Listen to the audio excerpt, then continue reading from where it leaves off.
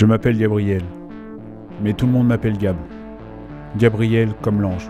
Mais si, l'ange Gabriel, celui dont il paraît qu'il est venu annoncer à la Vierge qu'elle était enceinte. Moi, j'ai rien pu annoncer à personne. Toute ma vie, ça s'est passé comme ça. J'ai jamais rien vu venir.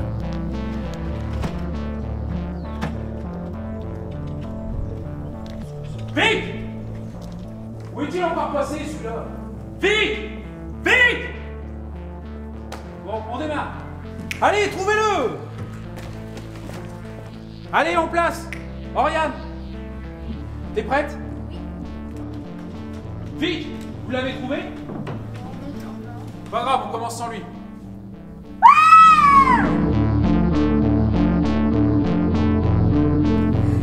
C'est Vic, on dirait qu'il dort. Il dort pas. Il est mort.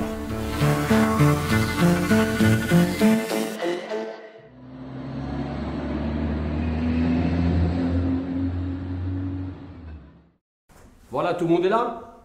C'est le meilleur moyen de protéger le lieu avant l'arrivée des gendarmes et des pompiers. C'est déjà assez bien pétiné comme ça. Vous le connaissez, les gars dans le piano? C'est un membre de la troupe, Victor Gartan.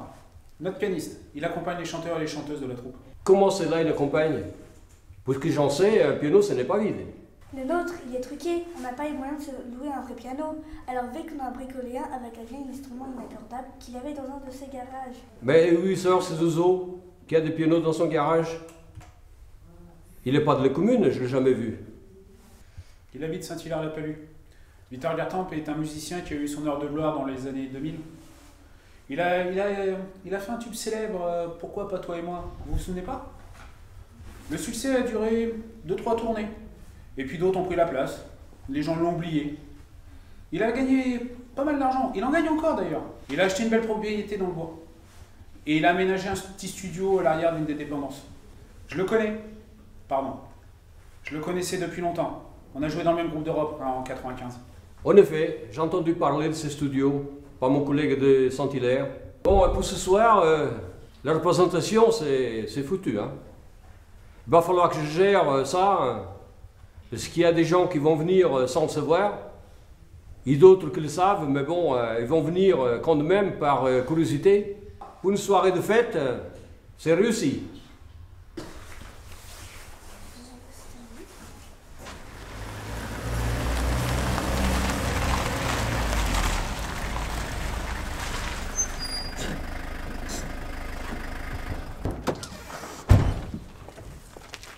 Bonjour docteur, on nous a prévenu que vous étiez là.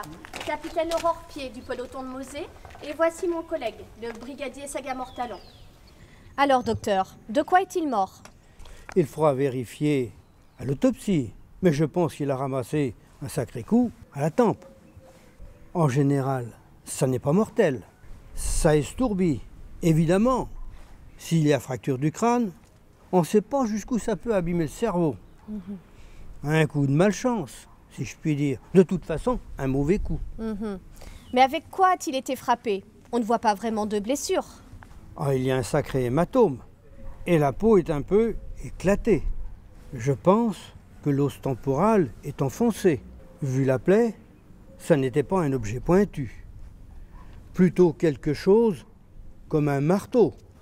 De toute façon, ce n'est pas ça qui l'a tué. C'est la fracture à l'occiput derrière. Le coup à la tempe l'a assommé ou lui a fait perdre l'équilibre. Et il est tombé. Dans sa chute, l'arrière du crâne a cogné quelque chose d'enculeux.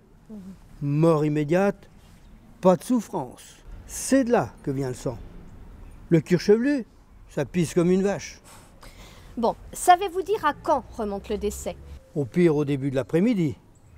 Il a été placé dans le piano juste après. Sinon, il n'aurait pas été possible de lui replier les jambes. Je vous laisse.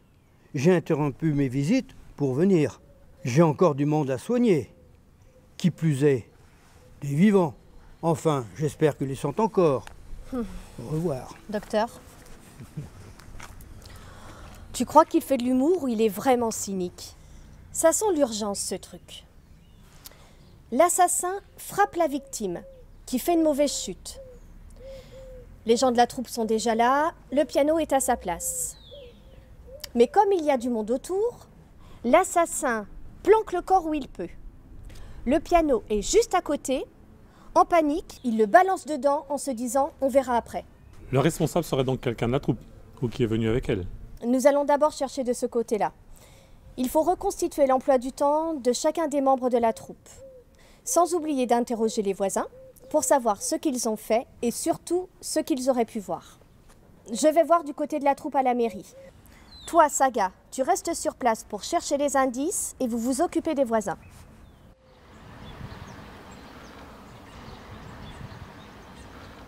Je commence à avoir faim, moi. Allez, on se dépêche et on rentre. Ta femme t'attend, et la mienne aussi. Bon, le suicide, on oublie. Le type veut se cacher dans l'instrument pour faire peur aux autres en jaillissant du piano. Coucou, surprise! Mais en montant, il se cogne la tempe. Très fort. Mais comme il est consciencieux, juste avant de s'évanouir, il prend le temps de se plier en trois dans la cachette pour ne pas gêner. On est sûr d'une chose, c'est un meurtre. Je suis d'accord. J'ai vu où il était tombé, une petite estrade au fond de la Seine. Il y a des traces de sang sur le bord. Mais on n'a pas trouvé l'arme du crime. Côté indice, on est bredouille alors. Pas totalement. On a des bricoles. Un mégot à côté du piano. Un petit flacon de médicaments. Un chewing-gum collé sous le clavier. Et une agrafe de soutien-gorge. Des trucs dont on se demande bien ce qu'il faisait là. Mais bon, la salle des fêtes ne sert pas tous les jours. Ces déchets traînaient peut-être là depuis longtemps. Quand même, le flacon de médicaments, ça pose question. Tu sais ce que c'est? Terralem. J'ai cherché sur internet, la fiche dit que c'est contre la toux. Mais que c'est aussi un calmant. On retournera voir sur place demain. Tu me montreras exactement où tu l'as trouvé. Et côté voisin? Ils ont bien remarqué qu'il y avait de la jeunesse dans les parages. En fait, ils étaient tous derrière leurs rideaux ou sur le pas de leur porte. Depuis la fermeture du bistrot multiservice de la place, dans le coin, il n'y a pas beaucoup d'animation. Alors une troupe de théâtre qui s'installe, évidemment. Et encore, ce n'était rien à côté des gendarmes et de l'arrivée des pompiers. Mais côté info, rien d'utilisable. Et vous, avec les théâtreux, vous avez des résultats? J'ai appris que le gros du matériel avait été installé hier. Donc, le piano était déjà en place depuis 24 heures quand la troupe est arrivée en ordre dispersé entre 15h et 16h. Apparemment, Gartempe, notre cadavre, est arrivé plus tôt, bien vivant, vers 14h30, pour s'assurer que tous ses branchements étaient bons, comme il le fait avant chaque représentation. Bref, il était là de bonne heure. Mais au moment de débuter la répétition, vers 17h, personne ne savait où il était. Et pour cause, il ne risquait plus de répondre. Donc, on l'a tué entre 14h30 et 17h. À mon avis, un peu plus tôt, entre 14h30 et 15h30. Après, il y avait trop de monde. Même si les emplois du temps ne sont pas hyper précis, ça rentre et ça sort sans arrêt de la salle des fêtes. Quand même, c'était un drôle de coco, le Gartempe, hein. Les filles ont l'air de l'adorer, mais les garçons sont plus réservés. J'ai senti qu'on ne me disait pas tout. Tu sais, Saga, demain, on ira faire un tour à son domicile. Je pense qu'on en apprendra plus sur le personnage. Vous croyez que le moment vient choisi pour faire la comédie? J'ai une réunion sous le champ de Zolienne, moi. Mais nous ne jouons pas la comédie, monsieur le maire. Nous reconstituons. Bon, voilà. Je pense que Gartempe a été frappé ici. Et qu'il est tombé comme cela. S'il avait été frappé plus loin, il y aurait des traces de corps que l'on a traînées, il y aurait du sang. D'accord. Mais frappé avec quoi? Ah, peut-être... je crois que j'ai trouvé. Capitaine, regardez, la boule du micro, elle est toute enfoncée. Ne la touche pas. Bien vu, Saga. Il y a peut-être des cheveux ou de l'ADN dessus. On va l'emmener, ça permettra de vérifier. Mais je pense que tu as raison. Il s'agit bien de l'arme du crime. Ancienne stade de chanson, ils écoutaient avec un micro. Pendant un faux télécrochet, c'est toute une histoire. Si ça ne fait pas l'une des journaux ou un titre comme ça, ils vont même descendre de Paris, ça se trouve. Alors c'est bon, je peux fermer? 2 minutes, monsieur le maire. Il me reste une chose à vérifier. Le flacon de Terralène, tu l'as trouvé où exactement? Il était là, derrière le piano, comme s'il avait été jeté sous le rideau.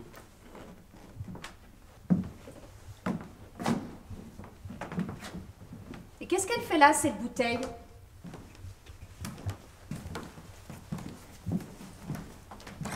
Elle est entamée. Il n'était pas vide ton flacon de neuroleptique? Affirmatif. La bouteille, c'est pour l'artiste pendant le spectacle. Les projecteurs, ça donne chaud.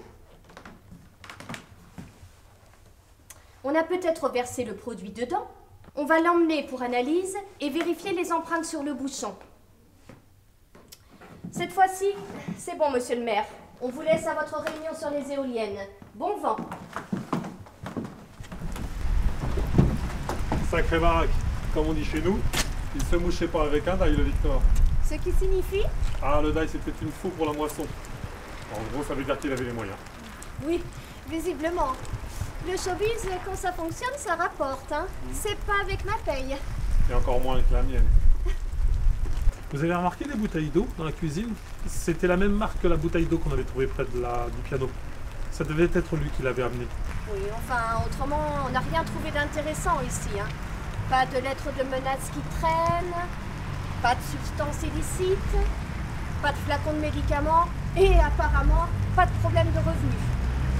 Il avait l'air lisse, ce bonhomme, hein. Le type qui profite de sa retraite en bon paroissien. On ne sait pas si quelqu'un lui en voulait. On ne sait rien aussi sur ses relations. On devrait revoir Gabriel, le metteur en scène. On pourrait aussi se renseigner auprès des voisins. Tenez là-bas, le vieux sur le banc. Il le connaît sûrement. Bonjour monsieur, capitaine Aurore Pied. Voici mon collègue, Sagamore Talon. Il est bien joli votre village. Ça doit être agréable de vivre ici. Capitaine? Une femme? Ah, de mon temps, moi. Les femmes étaient secrétaires. J'étais gendarme, moi aussi. Et il n'y avait pas de femme à des galons. Ça vous embête que je sois une femme? Mais les femmes sont aussi intelligentes que les hommes, vous ne trouvez pas? Pour ce qui est de l'intelligence, je ne dis pas. Mais, question d'obéir, ça. Ah, vous êtes un malin, vous. Ça tombe bien que vous soyez de la maison. Vous devez bien connaître ce qui se passe dans le bourg. Ah oui, même la mort de l'artiste, là. Je suis au courant. Oui, justement, c'est pour ça que nous sommes ici. Vous le connaissiez? Mais tout le monde le connaissait. Un gars simple. Il avait la poignée de main facile. Il passait au bistrot. Il prenait son café. Il achetait ses cigarettes. Puis, des fois, il payait la tournée. C'est les droits d'auteur qui régalent, il disait. Et il vivait seul? En gros, oui. Mais et quand vous dites « en gros », ça veut dire quoi précisément? Ça veut dire, il n'avait pas de régulière. Que du passage, quoi. De la jolie fille, hein. Et de la jeune. Ah, si j'avais rien que 20 ans de moins, je vous dis pas. Mais Je vais vous raconter. de la jeune comment? De la gamine, quoi. 15, 16, de la qui n'a pas le permis. Elle vient en scooter, qui l'amène en voiture. Ça ne vous dérange pas, vous? Vous n'avez jamais rien dit à personne? Je suis pas leur père, moi, ces filles-là. C'est le boulot des parents de se veiller où qu'elles sont. De toute façon, moi, j'ai pas d'enfant. J'ai pas d'ennui. Bon, faut que je me rentre, hein. J'ai froid.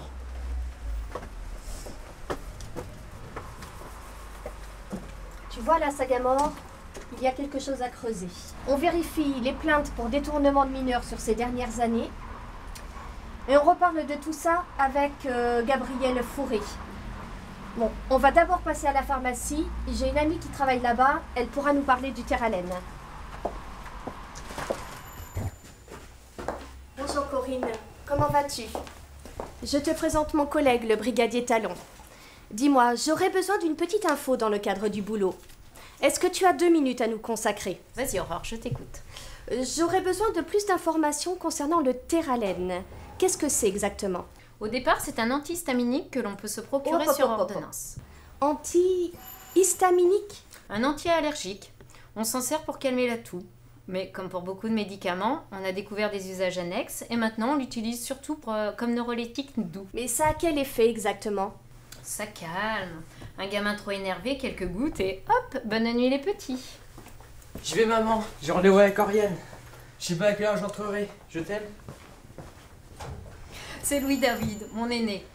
Le premier béguin sérieux et le brevet à la fin de l'année. Pas facile à concilier.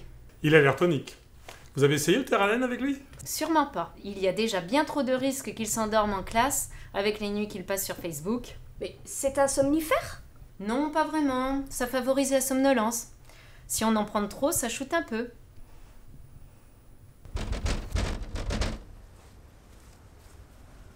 Il n'y a personne, capitaine, il doit être sorti. En tout cas, le Gabriel Fauré, il n'a pas les mêmes revenus que son copain Gartempe. Hein. Il suffit de regarder la baraque pour s'en rendre compte. C'est dommage, hein. Le coin est joli, mais ça sent la misère. Tant pis, on reviendra.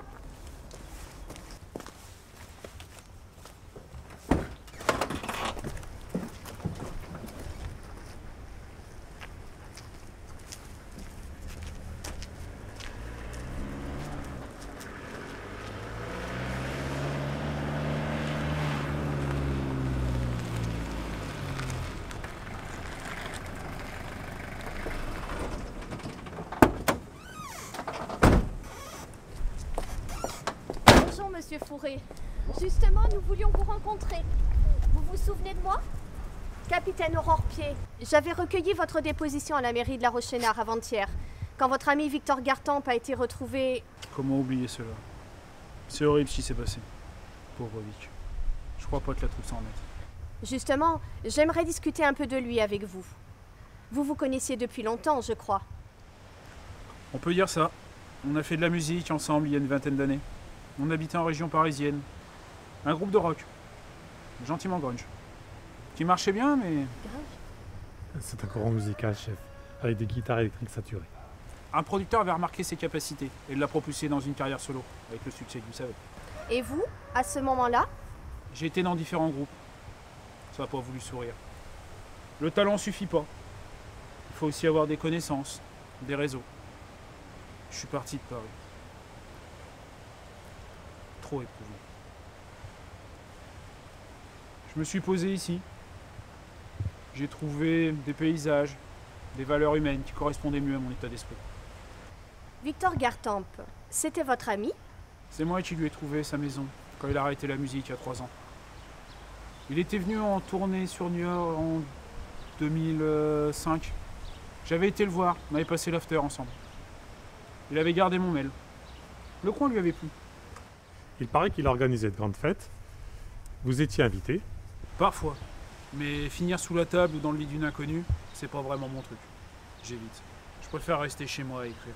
Les inconnues, comme vous les appelez chastement, on nous a dit qu'elles n'avaient pas toutes toujours l'âge légal. Ah, Vic.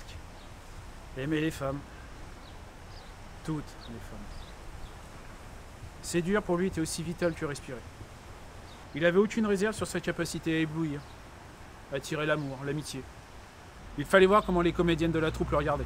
Avait-il eu des relations avec certaines d'entre elles? J'en serais pas étonné. Au point qu'un mari jaloux aurait pu... Il va falloir être un peu plus précis, monsieur Fauré. Je suis pas flic, moi. Je sais pas ce que peuvent faire les gens par jalousie. C'est un sentiment que je connais pas. Et puis j'ai pas monté une troupe de théâtre pour surveiller les participants et regarder avec qui ils couchent. Il y a des gens que ça intéresse. Demandez-leur. Allez au collège, voir la prof de musique. Elle vous fera sûrement des confidences.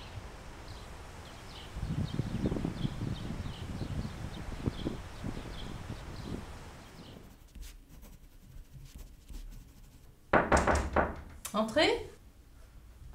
Mademoiselle Blanche? Oui, c'est moi. Vous êtes bien la professeure de musique? En effet, que se passe-t-il? Nous enquêtons sur le décès de monsieur Victor Gartempe. Vous l'avez peut-être vu dans la presse locale.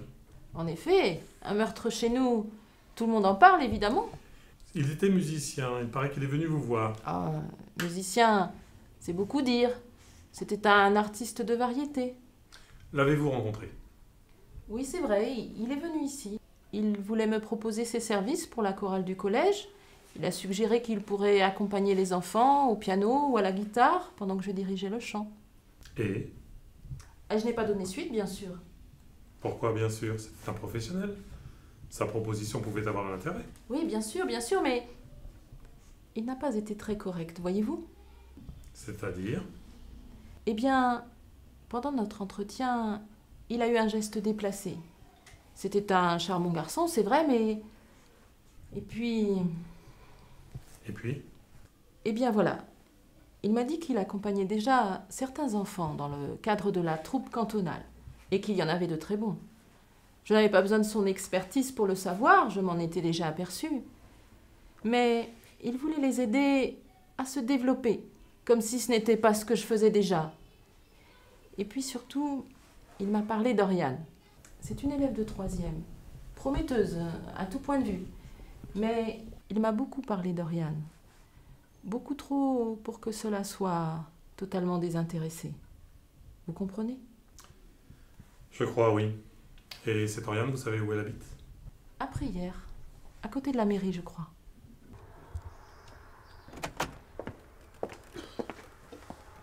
C'était une bonne idée, capitaine, de passer par la mairie pour vérifier l'adresse d'Oriane. Oui. Et d'ailleurs, d'après la secrétaire, on a plus de chances de la trouver là-bas, vers l'arrêt de bus. Elle s'y trouve. Venez. Bonjour mademoiselle. Bonjour jeune homme. Ah, je vous reconnais jeune homme.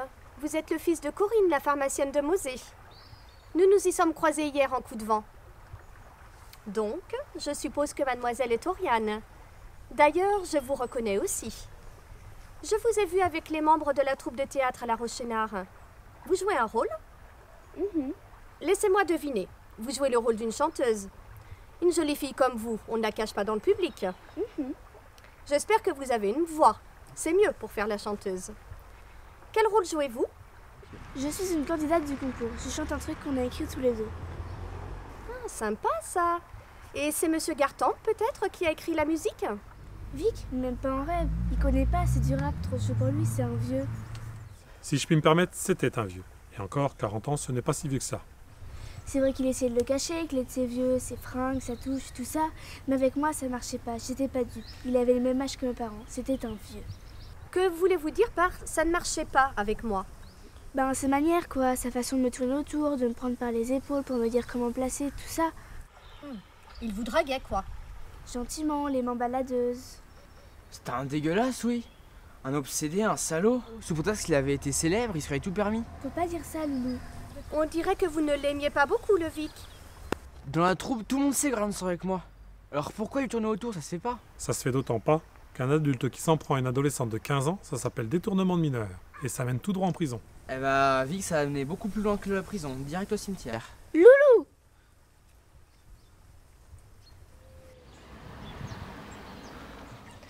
Ça m'embête pour mon amie Corinne.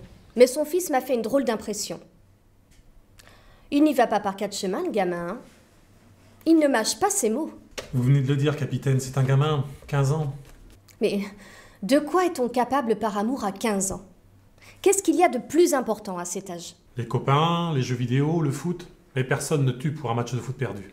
Tu oublies une chose, Sagamore. L'assassin n'avait peut-être pas l'intention de tuer. D'après ce que nous avons reconstitué, la mort semble résulter d'une altercation qui a mal tourné. Et je vois bien le loulou se colter avec Gartempe. Si on résume, on sait maintenant que Victor Gartempe n'était pas le bon gars qu'il voulait paraître. On sait aussi que la fréquentation de très jeunes filles ne lui faisait pas peur. Euphémisme, Sagamore. C'était un enfoiré de séducteur qui s'en prenait aux jeunes filles. Un prédateur de la pire espèce. Et ça lui a sans doute coûté la vie. Pas si vite, chef. Ce matin avec Fourré, on évoquait la piste d'un mari jaloux. Et maintenant, nous parlons d'un gamin exalté. Mais tu l'as entendu comme moi, le gamin. Et du côté des indices, a-t-on des retours du labo? Pour le micro, c'est confirmé. Il y a des cheveux de Gartempe dessus et le sang sur l'estrade est bien le sien. Notre hypothèse était donc la bonne. Autre chose? L'agrafe du soutien-gorge est en partie rouillée. Elle était donc là bien avant le meurtre. Le mégot ne porte pas l'ADN du mort. Il faudrait croiser avec celui de tous les membres de la troupe. Oh non, non. Ça va coûter un bras, tout ça pour apprendre que le fumeur est passé à côté du piano. Non, ça va attendre. C'est tout? Dernière chose, les empreintes. On retrouve bien celle de Gartempe sur la bouteille, mais pas sur le flacon de terre à laine. Par contre, on trouve une autre série d'empreintes à la fois sur le médicament et sur la bouteille. Reste à trouver à qui elles appartiennent, car elles ne correspondent à aucune de celles relevées auprès des membres de la troupe. Il y a donc bien une personne qui a versé le produit dans la bouteille dont Gartempe a bu une partie. Ce qui tendrait à laisser penser qu'il était déjà éteint quand on l'a agressé. Et comme par hasard, qui a facilement accès à un tel médicament? Mais notre ami Louis David, bien entendu. Il a encore des choses à nous dire, ce jeune homme. Demain, on fait les choses comme il faut. Il est mineur, interrogatoire en présence des parents. Alors, c'est quoi cette histoire de nouveau témoin? Ce n'est pas à proprement parler un nouveau témoin. C'est une personne qu'il nous faut rencontrer à nouveau. Hier soir, après notre discussion, j'ai relu les témoignages que j'avais recueillis auprès des voisins de la salle des fêtes. Après hier, quelque chose avait attiré mon attention et j'ai fini par retrouver quoi? La grand-mère qui habite en face de la place m'avait parlé d'un garçon avec une mobilette noire qui attendait dans l'impasse derrière le château d'eau en début d'après-midi. Je n'en avais pas fait grand cas, mais mobilette noire, scooter noir, ça ne vous rappelle rien? Non, je ne vois pas. Louis David, il a bien un scooter noir. Oh, c'est vrai, bon sang!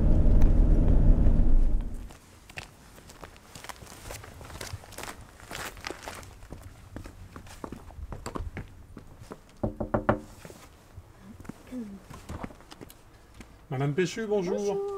Vous me reconnaissez, c'est Monsieur Talon. Je suis passé il y a quelques jours. J'ai encore quelques questions à vous poser. Je suis venu avec mon patron. Est-ce qu'on pourrait rentrer quelques minutes? Entrez, oui, si vous voulez.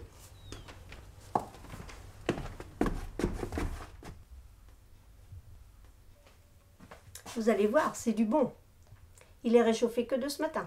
Merci. Merci, Madame Péchu. Madame Péchu, vous m'avez parlé d'un garçon à mobilette qui était venu en début d'après-midi. Oui, une mobilette noire. J'avais des photos. Quel genre de mobilette? Plutôt comme celle-ci ou comme celle-là? Oh, j'y connais rien, moi, en moto. Mon mari en avait une, mais je suis jamais montée dessus. Oh, celle-ci avec le truc devant, ça y ressemble. C'était bien un scooter. Et le garçon, à quoi ressemblait-il? Il avait un manteau avec une capuche, comme les jeunes ont maintenant, avec de la fourrure autour. Et qu'est-ce qu'il a fait après? Ben rien. Il était sur sa mobilette avec son téléphone, comme font les jeunes, quoi. Mon fils a dit qu'il allait m'en acheter un, pour que je puisse l'appeler si je tombe et que... Vous rappelez à quelle heure il est parti? Comme il faisait pas de bêtises, je suis partie regarder mon feuilleton. Voulez-vous encore un peu de café? Non, merci. Nous devons y aller, Madame Péchu. Nous avons encore des gens à interroger. Merci de votre aide. Merci. Si, au revoir. Au revoir. Bien vu, Saga. En plein dans le mille. Allez, on va à la pharmacie. Corinne, il faut que tu saches que nous avons un peu discuté avec Louis David hier, pendant que nous rencontrions son ami Oriane. Il nous a très clairement laissé entendre qu'il détestait Victor Gartempe, l'homme retrouvé dans le piano de la troupe communale. Il se trouve que ce Gartempe avait des vues sur Oriane, ce qui ne plaisait pas du tout à ton fils. Des vues sur Oriane? Mais elle n'a que 15 ans. Oui, je sais. Depuis que nous enquêtons sur sa mort, nous découvrons que la place de cet individu était plutôt derrière les barreaux que derrière un piano. Pourriez-vous nous dire où vous étiez mercredi après-midi? À la maison, en train de réviser pour le brevet, je crois. Jeune homme. Je suis sorti un peu avant de travailler, j'ai fait un tour de scooter pour me changer les idées. Et pouvez-vous nous dire où vous êtes allé? Je me souviens plus, c'est juste une balade. Le problème, jeune homme, c'est qu'un témoin vous a vu. Sur la place de la Rochénard, juste avant le meurtre de Victor Gartempe, et que vous n'y étiez plus quand nous sommes arrivés. Je crois même que j'y suis passé, c'est vrai.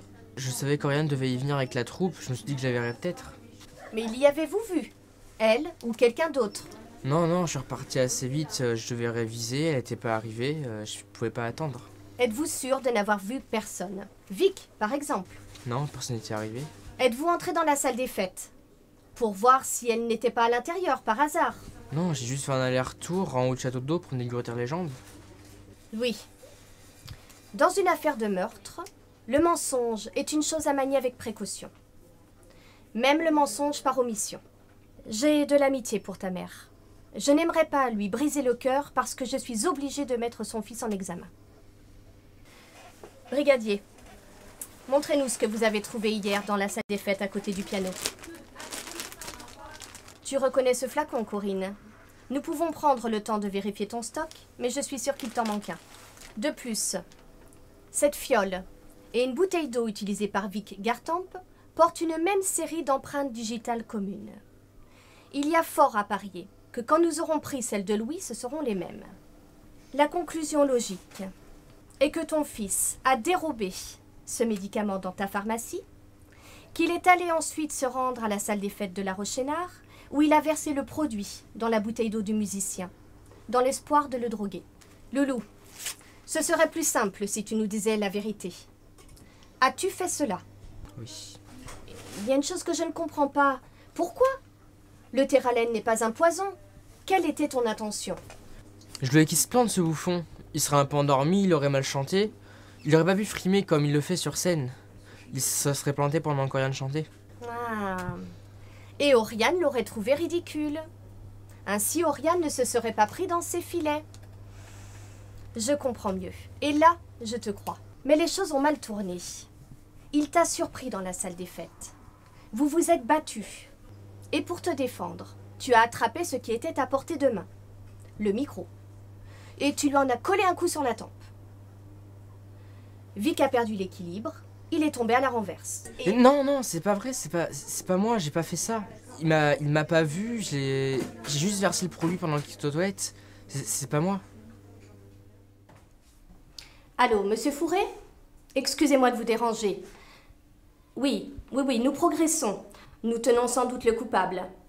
Mais nous aurons besoin de parler un peu avec vous pour des recoupements. Quand est-ce que... Ah, vous tenez un atelier de musique cet après-midi à 14h au centre socio-culturel? On se retrouve là-bas un peu avant. Nous n'en aurons pas pour longtemps.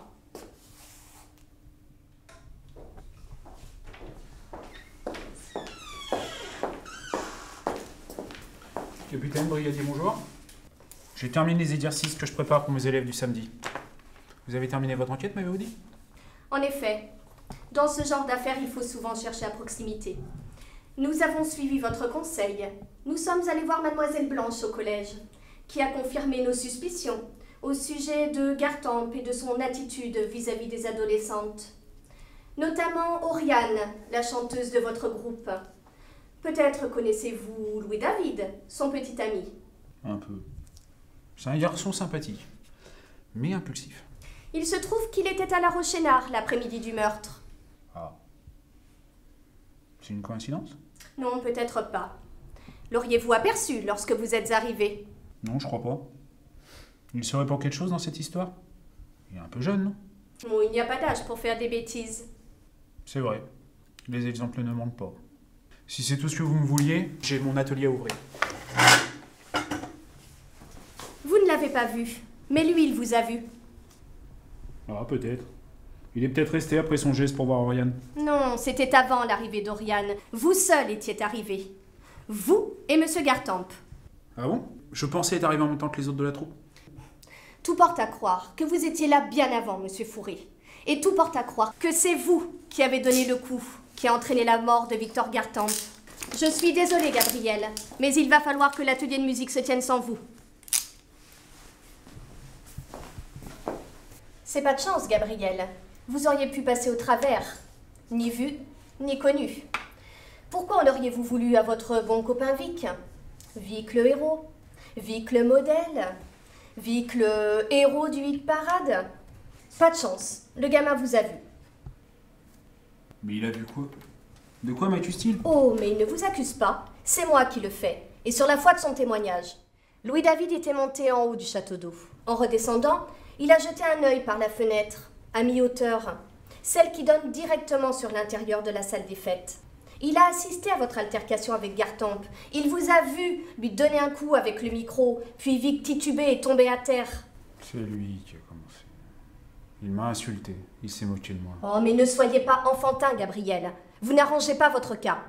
Si vous en étiez resté là, si vous aviez appelé immédiatement les secours, un avocat aurait pu plaider la mort sans intention de la donner. Mais ce n'était pas terminé, Gabriel. Vous avez fait bien pire.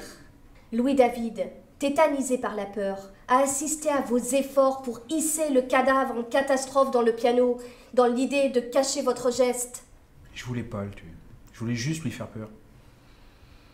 Qu'il arrête de s'en prendre aux adolescentes. Protéger Oriane. Mais ça ne colle pas avec ce que vous nous avez dit hier, sur le fait que vous ne vous occupiez pas des affaires des autres. Et puis, nous avons épluché vos comptes bancaires ce matin. Vous êtes au bord de l'interdit bancaire, Gabriel. Il n'aurait pas pu vous aider un peu, le riche copain Vic? De toute façon, vous aurez le dernier mot. Autant en finir. Je suis dans une situation compliquée. Effectivement, j'ai des dettes partout. Aucun espoir de les régler. Mercredi, je suis arrivé avant la troupe de théâtre pour pouvoir lui parler, lui demander de m'aider à me sortir de là. Car ce que vous ne savez pas, à part peut-être certains membres de notre groupe, c'est que la chanson qui l'a rendu célèbre, pourquoi pas toi et moi, c'est moi qui ai composé la mélodie. Je l'ai écrite et on a commencé à la travailler au moment où le groupe s'est séparé. Chanson pas finie, pas déposée à la SACEM. Une fois que Vic a été en solo, il a vite fini la chanson et il l'a déposé le nom. C'est une méthode dégueulasse. Une méthode qui est largement répandue dans le métier. Et j'ai pas touché un centime. Aucun élément pour aller devant un tribunal. J'ai toujours pensé qu'il se sentirait redevable. Je le lui ai rappelé. Il s'est moqué de moi, m'a traité de merde incapable et m'a bousculé. J'ai pris le micro et je l'ai frappé. Et après, tout s'est enchaîné très vite. J'ai rien pu contrôler.